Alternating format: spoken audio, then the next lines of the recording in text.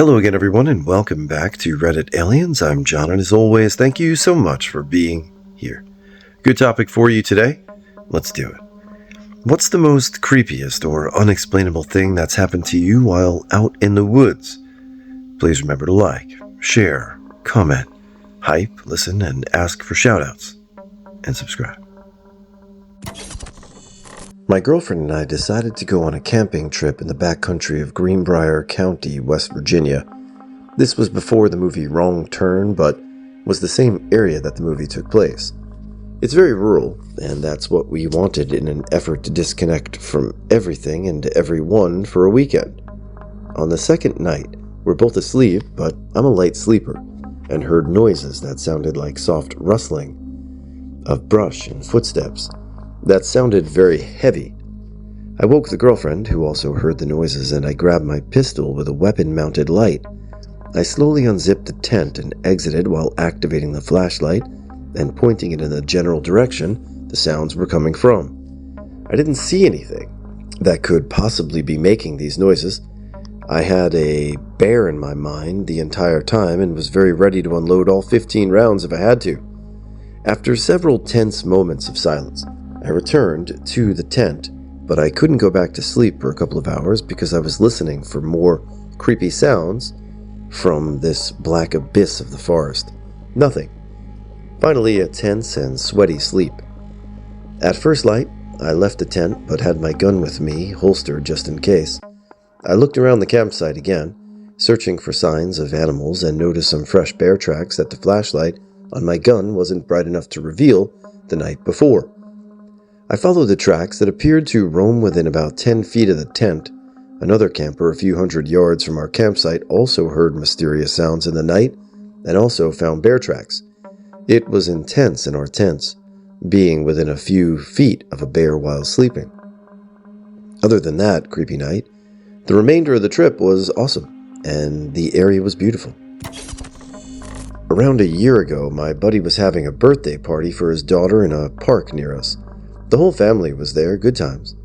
After a bit, we decided to go off in the woods to hike to where a fort had been, where we were kids. This was in a chunk of woods that was still pretty big, but surrounded by highway and roads on all sides. Anyway, we hike a bit in, and a friend stops dead in his tracks. He just points forward. Do you see that? That lady floating? We all looked at him and saw. From our view, it really did look like someone levitating off the ground.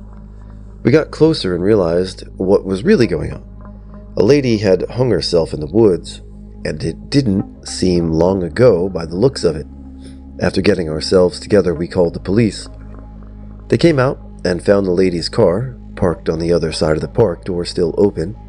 She had done it that day, maybe hours prior. I've seen some messed up stuff, but that will always take the cake. Still to this day, it gives me chills just thinking about it. I was living in Brazil with a friend, and I decided to do a one night out and back through mountainous rainforest terrain in one of the southern states. We mostly wanted to get some exercise and do a gear shakeout before going on a longer trip in Patagonia. The experience started out really tough. We were doing almost constant climbing, and it was hot. Humidity was near 100% through lush vegetation. Eventually, we were pretty much in clouds and completely drenched from sweat and humidity. It was kind of hellish, soaked to the bone with no chance of drying out. Fortunately, at that altitude, it gets below freezing frequently at night, so there weren't many insects or animals, only birds. We hiked for probably 8 hours with little progress. It was slow going through tough terrain. At early evening, we came to a flat spot, the first we'd seen in hours, and decided to make camp as it was starting to pour. I basically made camp in several inches of standing water. I was beat anyway, so I just sat in my tent reading. Around 3 a.m., I woke to a girl singing in the distance. The singing kept coming closer until she was singing right at our tents. She pushed past us, and the singing drifted off. She was singing maybe a lullaby or a children's song about rain in Portuguese, but it sounded very strange. About an hour later, I got woken up to the singing in the distance again. She was coming back toward us, singing the same rain song. As she passed us, I could hear a little exasperation in her voice. She continued singing and went back in the direction of the trailhead. Another hour later, I was again woken up by her singing, as she was again coming back toward us, except now she was also crying. She continued to cry and sing as she moved past us for the final time.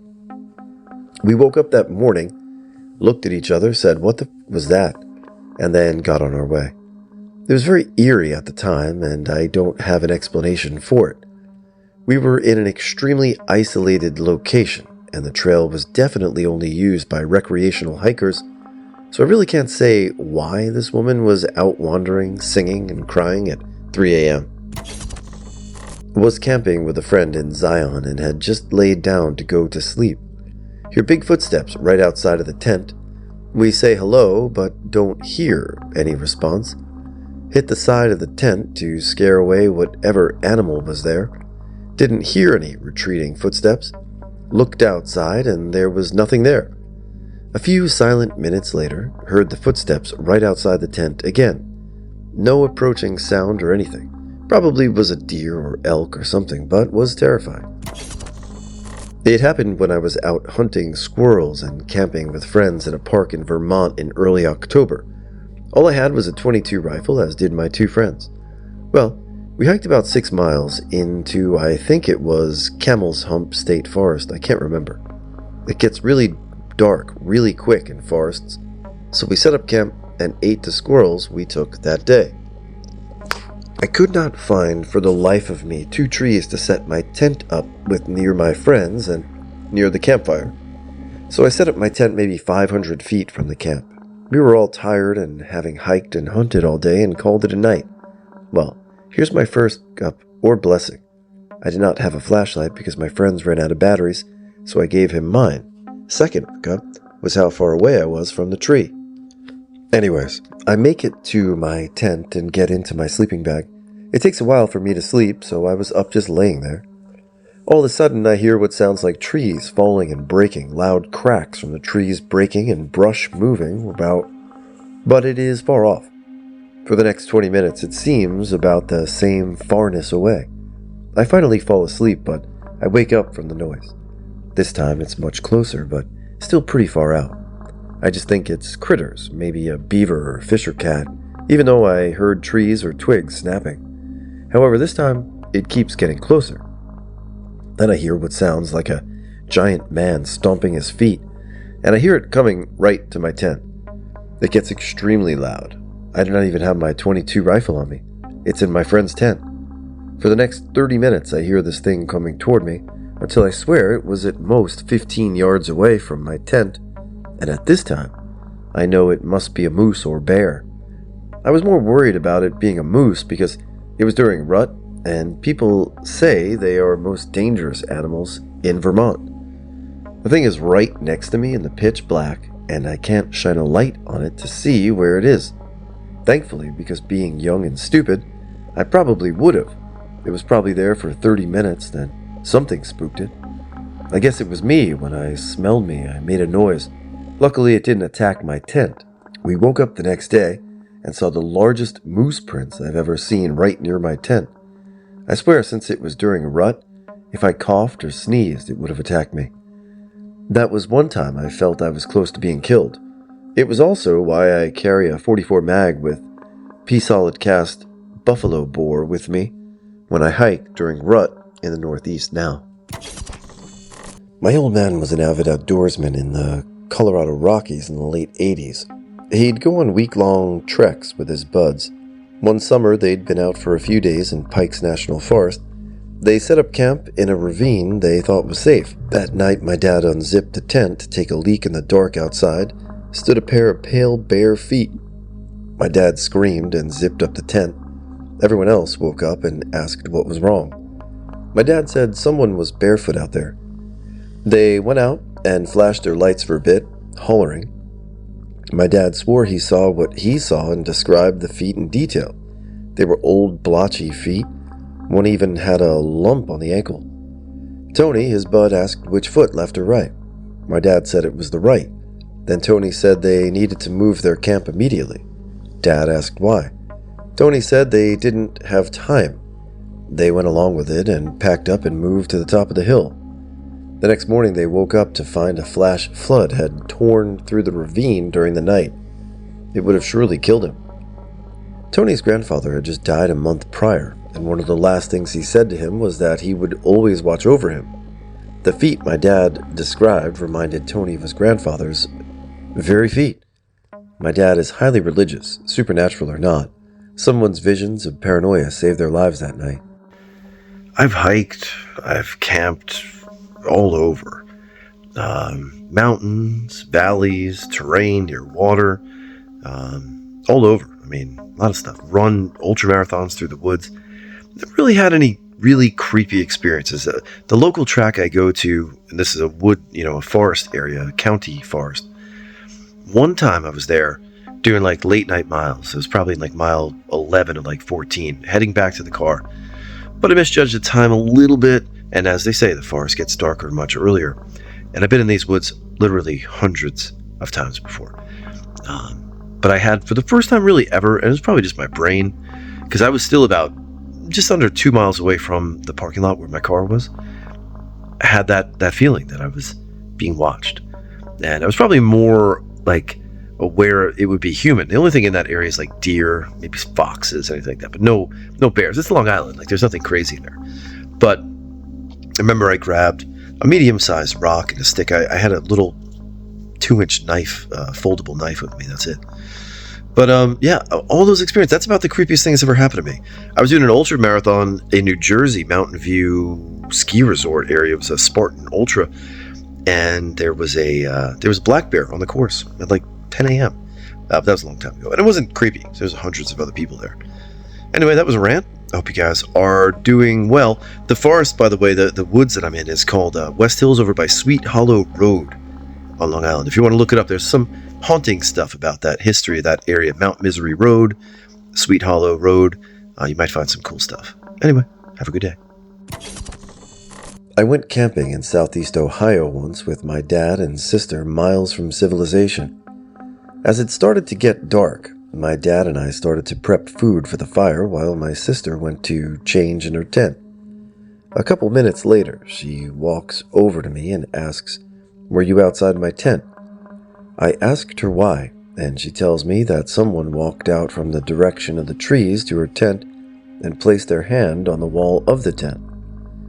She smacked the hand away, thinking it was me fucking with her, but when she came out to no one was there.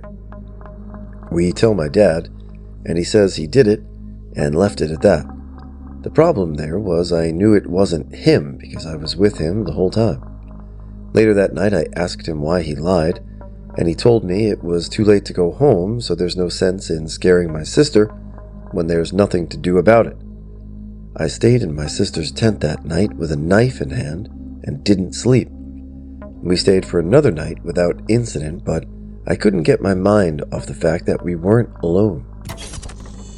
I have this nifty little hammock tent thingy that I camp. It's a canvas hammock with a weatherproof shell that you can't see out of. In one time, one of the flaps to my hammock just started going crazy, like a cat was pawing at it the way they do at the doors they want out of. So I play it off as the wind, but then realize there's no wind.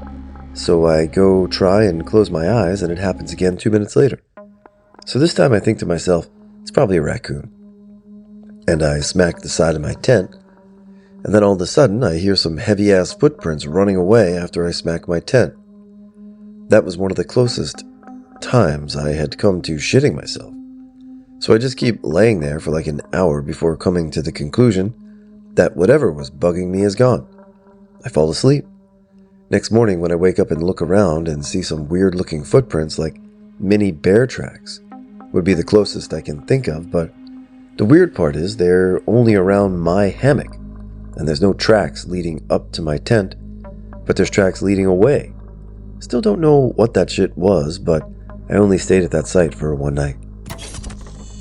I went camping for a weekend with my best friend and her dad when we were about 15 or so. On the last night there, I woke up in the middle of the night It must have been 3 a.m. or later. I didn't check the time because that was someone walking. You could hear the soft, crunchy rustle of pine needles. It had the pace and sound of a large person. The footsteps walked straight to the tent that me and my best friend were in and just stopped. I couldn't see a shadow or silhouette, but I wasn't sure if that was because the moonlight was just at a different angle. I thought I was going to die. My best friend turned out to have heard it too, through as staring at me. We never heard footsteps leave. We would have heard it because we stayed awake until the sun came up.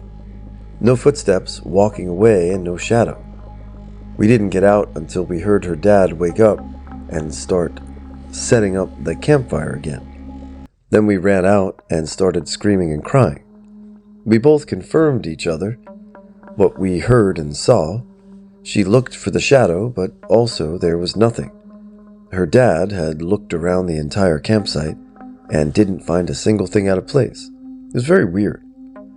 The freakiest thing was thinking that something could have stood outside the tent observing us somehow. It definitely felt like it knew we was there, if there was anything at all. I love to camp and hike and hunt, but this isn't actually my story. I grew up in the Rockies, and my dad and his best friend would go camping a lot.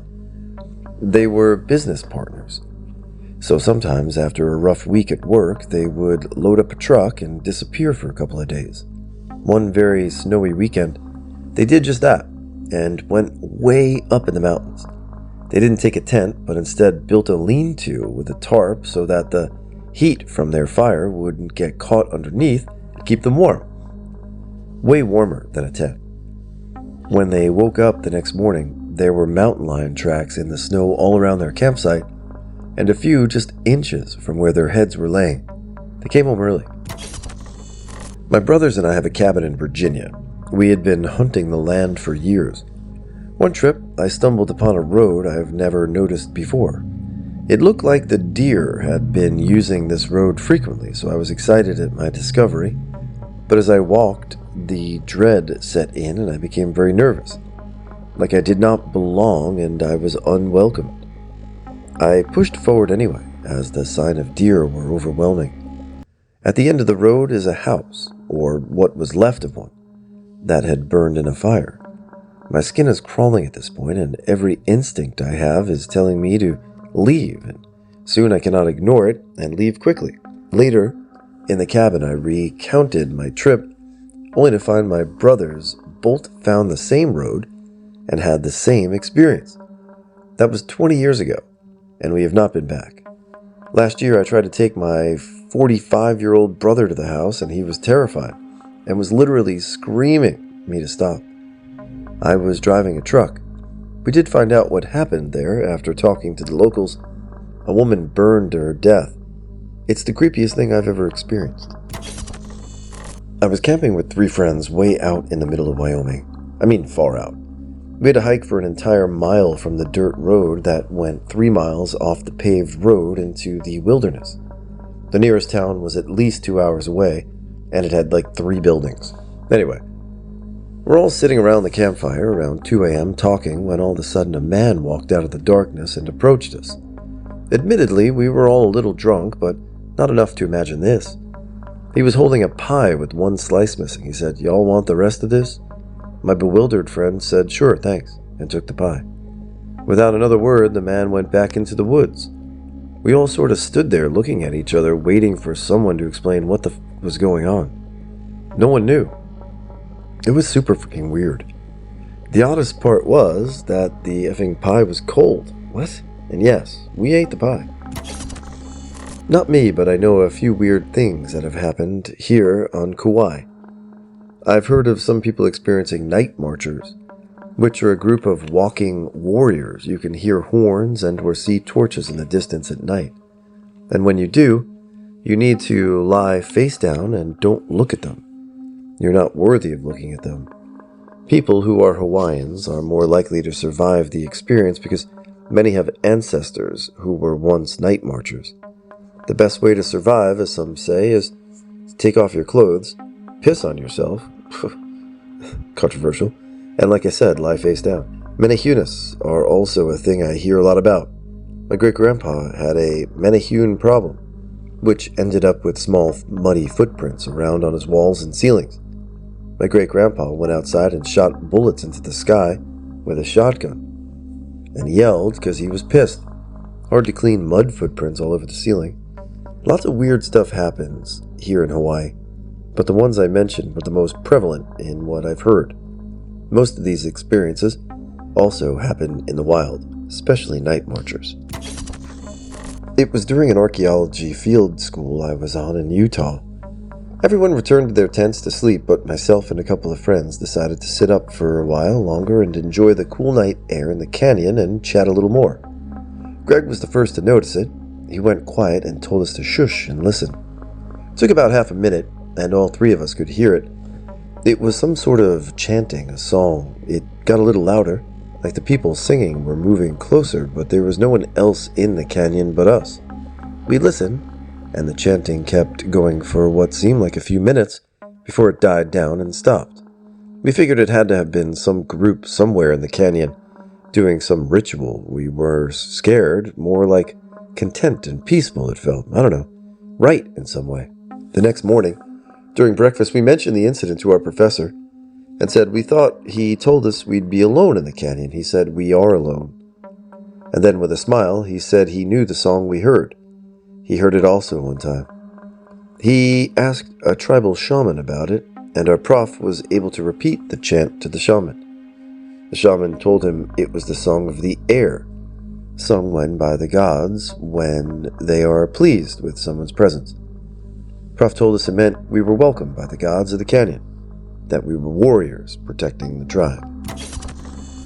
Likely one of the worst things I've ever experienced. Senior year of high school, a friend and I went camping in a canyon in the Texas Panhandle.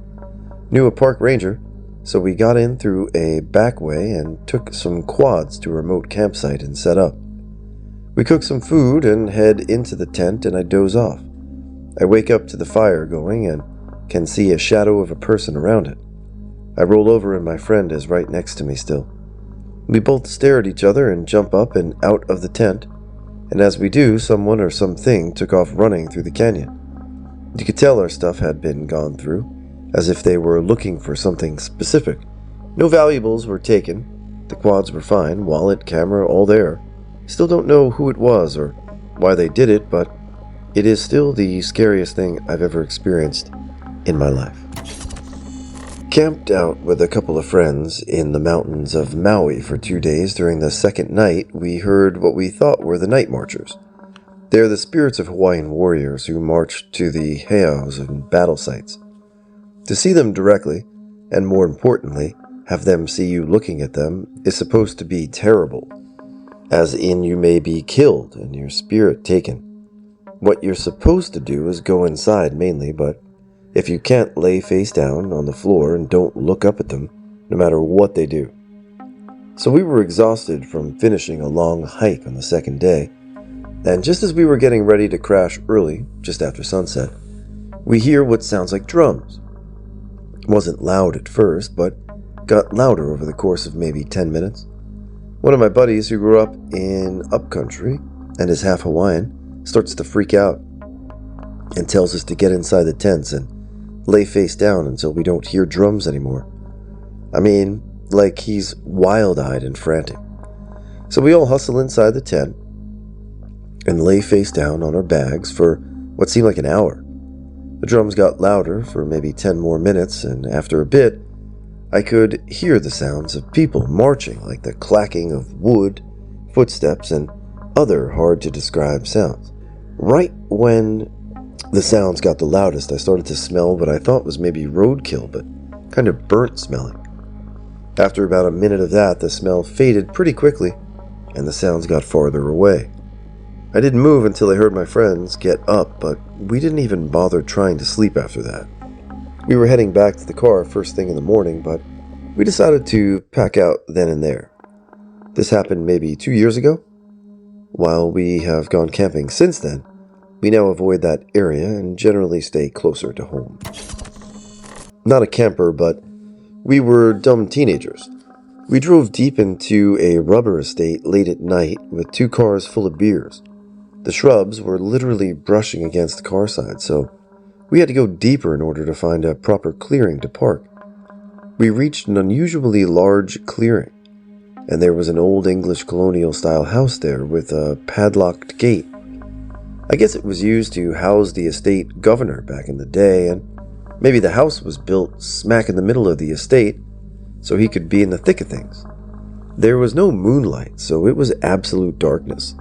Imagine not even being able to see your hand placed in front of your own eyes. The cars provided just enough light for us to hang about and get drunk. I then noticed one of my friends was missing. There was just enough light to see a shadow of him standing right before the house gate, transfixed and looking in. Despite not being able to see a single thing, we go and pull him away, and he says in a daze that there was a young girl in a yellow dress calling him from inside the house. We should have been creeped out, but we were drunk and forgot about it. The next day, my friend's grandfather, we were staying at his village house, which was built on stilts, meaning it was elevated, said he saw a young girl in yellow staring into the veranda and asked if she was our friend. Years and years ago, I was on honeymoon with my now ex-wife in the Pocono Mountains. We walked halfway up this mountain in the middle of the night. It was beautiful. Full moon, summer night, and we did what we went up there to do. We were sitting on a blanket, watching the stars and talking about all the plans we had for our life together, when we noticed that there was a pretty large bonfire down in the valley with a bunch of little fires moving around it. It was the weekend, so we didn't think much about it. The next morning, we were talking to one of the hotel employees and remarked about the people dancing around the bonfire. He explained that a number of other guests had commented about seeing the Native Americans, but that there were no Native American festivals or anything else going on. We made it a point to walk it through the valley later on that day, and there were no tire tracks, no footprints, no evidence that anyone had been there at all. I've heard a lot of theories explaining it, but it's always bugged me. I was doing a 12-mile in-out day hike that was intermediate to advanced. There were very few other hikers we passed on the trail. About halfway through, a girl looked about 11 or 12 past us walking back the way we came from. Nothing too strange. Some parents take their teens on some heavy trails. It was weird she didn't have a pack or water bottle, but again, we figured she was in a group or with her parents. Weird thing was, we didn't see anyone else after her until the turnabout point, and we didn't see anyone before her for a couple hours. If she was alone, she was grossly unprepared for the trail, and the trailhead was about an hour drive from any town. We were keeping a lookout on our way back for her, because we expected she would need help or rescue. We even double-backed on a few alternate routes. We didn't find anyone. Filed a report with the park, just in case. Always wondered what happened to her. It was high elevation gains, took us 7 hours up and 4 hours down. How someone could make it through that hike with no gear, let alone water, I have no clue. My mom tells this story often. I don't know if it's true or not, but I've heard it for 23 years. She and 2 other friends were drinking and driving. I know, this was the late 70s in South Carolina on back dirt roads.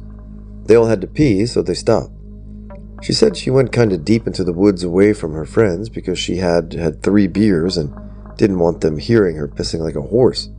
She said she had just squatted to pee when she'd felt like she was being watched. She said it was pitch black and sobered up instantly. Finished peeing and started to walk back to the truck when she heard crashing behind her, like trees falling over. She glanced back and huge orange eyes. Of course, she started to run. By the time she made it back to the other 2, they were freaking out, screaming her name to make sure she was okay. They heard trees breaking and earth ripping. They all leap into the truck. My mom claims one guy jumped in the truck after her so quickly, she was in the middle, that he dislodged her hip. She claims it was Bigfoot, but I don't even know. When I lived in North Dakota at the age of 12 or 13, Glenburn, North Dakota, something woke me up sometime after midnight, but before any light of the sun in the sky.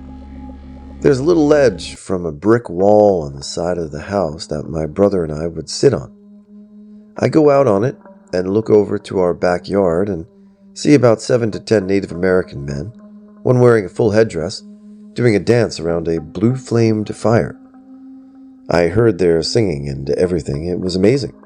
Until the man with the headdress looked straight at me. I got terrified and beat feet back into my room. I never moved so fast. I went down to look in the morning. Nothing was disturbed and zero evidence of fire was even there. Every one of those men were as real as any person I've ever seen. The look on the man's face was serious, but no real discernible emotion since I was far away to make out. Just that I knew it was a serious look. This took place in summer. That was the only time I've ever seen that. I guess it's not creepy or unexplained, but it was still kinda cool. One year elk hunting, about 10 years ago in northern Utah, we packed a few miles on our horses. We stopped in one mountain meadow where I happened to see some carvings of an old aspen tree. For anyone unfamiliar, they're a white tree kind of similar to birch and will develop black scars that grow with the tree as it ages. Anyway, the carvings ended up being a story told by an old hunter. He told the story of being confronted by a Wolverine while hunting with his dog. The dog and the Wolverine ended up in a battle to the death right there in front of the shocked man. While watching his dog being torn to pieces in front of him, he pulled out his .357 revolver and had to shoot the animal off his dog. If I remember correctly, the dog lived. The Wolverine, however, was not so lucky. It was a really cool experience, since what you normally see carved into the trees are the initials of lovers and travelers.